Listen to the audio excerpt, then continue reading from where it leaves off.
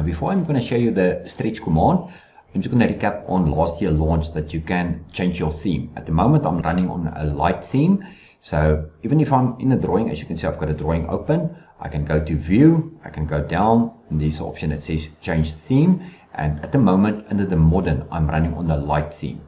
So if I'm going to change to the dark theme, I'm just going to click on dark, and at the bottom left hand side you'll see that Caddie says loading vector icons, so you don't have to restart your Caddie. Caddie will update your layout automatically. Once it's done, then you will get your new view. And as you can see, now this is now the dark theme.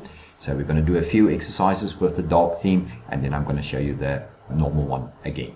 So on my left hand side, everything remains the same. So if I go to modify, I can go down and I'm going to make use of the stretch command. So I'm going to click on the stretch command.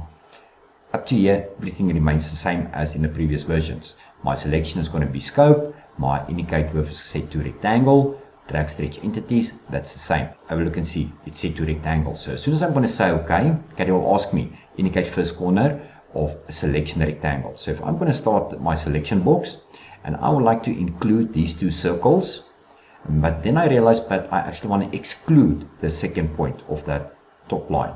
Then now I need to change to a polyline. So all I have to do is, if I read the command line, now this is the new enhancement in 27, Caddie asks us indicate the opposite corner of rectangle or change to polygon selection. So I'm going to press P for polygon, and now I can be more specific what I want to include, exclude, and E for end. Caddie asks us indicate first move point.